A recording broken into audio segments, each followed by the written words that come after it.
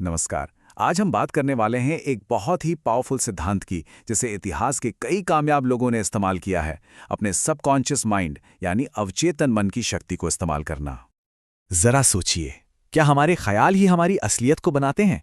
ये सिर्फ कोई फिलॉसफी का सवाल नहीं है, बल्कि एक प्रैक्टिकल सवाल है जो आकर्षण के नियम या लॉ ऑफ अट्रैक्शन के बिल्कुल केंद्र में है।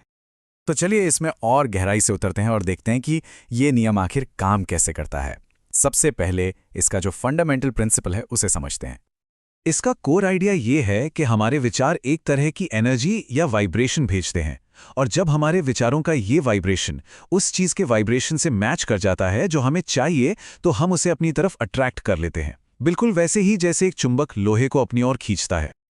अब हो सकता है ये सुनने में थोड़ा एब्स्ट्रैक्ट लगे, है ना? तो चलिए इसे और बेहतर ढंग से समझने के लिए साइंस की दुनिया से एक एनालॉजी लेते हैं।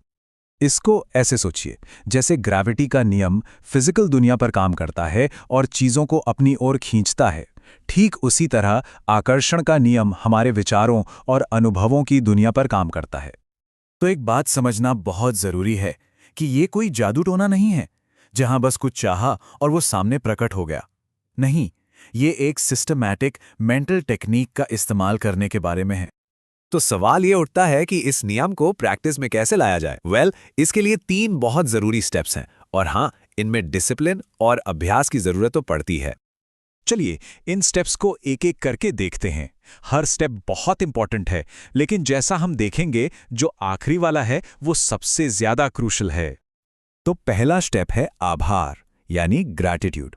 जब हम उन चीजों के लिए थैंकफुल होते हैं जो हमारे पास पहले से हैं, तो हम अपने मन को एक पॉजिटिव और रिसेप्टिव स्टेट में ले आते हैं। ये बिल्कुल वैसा ही है जैसे खेती करने से पहले उपजाऊ जमीन तैयार की जाती है। दूसरा स्टेप है पूछना या मांगना, और यहां पर क्लैरिटी बहुत जरूरी है। यूनिवर्स को एकदम क्रिस्टल क्लियर बताना होगा कि चाहिए क्या, क्योंकि वेग इच्छाओं से वेग रिजल्ट्स ही मिलते हैं। और अब आता है सबसे मुश्किल स्टेप, विश्वास। सबसे बड़ी चैलेंज यही है अपने सबकॉन्शियस माइंड यानी अवचेतन मन को यह यकीन दिलाना कि जो लक्ष्य है वो पहले ही हासिल हो चुका है। और मजे की बात यह है कि हमारा सबकॉन्शियस माइंड तर्क और कल्पना में फर्क नहीं कर सकता। तो ठीक है, अगर विश्वास बनाना ही सबसे मुश्किल काम है, तो फिर ये किया कैसे जाए? इसका जवाब एक बहुत ही पावरफुल टेक्निक में छुपा है, जिसे कहते हैं विजुअलाइजेशन या दृश्यांकन। इसका लक्ष्य है अपने मन में उस नतीजे की इतनी जीती जागती तस्वीर बनाना कि आपका सबकॉन्शियस माइंड उसे एक असली मेमोरी के तौर पर एक्सेप्ट कर ले। उदाहरण के लिए, एक घर को अट्रैक्ट करने के लिए किसी को पहले उसे पूरी तरह से मन में बनाना होगा, हर विजुअल डिटेल पर फोकस करते हुए।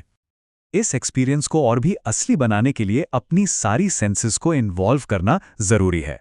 यह सिर्फ एक पिक्चर नहीं होनी चाहिए, बल्कि एक पूरा सेंसरी एक्सपीरियंस होना चाहिए। और यही सेम प्रिंसिपल हेल्थ पर भी लागू होता है। मैं हर पल स्वस्थ हो रहा हूं जैसे पावरफुल पॉजिटिव एफर्मेशंस का इस्तेमाल करके हम अपने शरीर और मन को ठीक होने का निर्देश दे सकते हैं। तो मेथड तो हमें पता चल गया, लेकिन सिर्फ जानना ही काफी नहीं है। इसे असरदार बनाने के लिए कंसिस्टेंसी और सही टाइमिंग, ये दोनों ही बहुत जरूरी हैं। ये समय प्रैक्टिस के लिए सबसे अच्छे माने जाते हैं, क्योंकि इन क्षणों में हमारा कॉन्शियस माइंड शांत होता है और सबकॉन्शियस माइंड तक मैसेज पहुंचाना सबसे आसान हो जाता है। और आखिर में एक बहुत ही जरूरी चेतावनी, इस पूरी प्रोसेस का सबसे बड़ा दुश्मन है शक यानी डाउट। अविश्वास का एक भी पल पूरी प्रक्रिया को रोक सकता है। तो अंत में सवाल सिर्फ ये नहीं है कि कोई क्या चाहता है, बल्कि ये है कि कोई अपने सबकॉन्शियस माइंड को क्या यकीन दिलाने के लिए तैयार है, क्योंकि हकीकत हमारे सबसे गहरे विश्वासों से ही बनती है।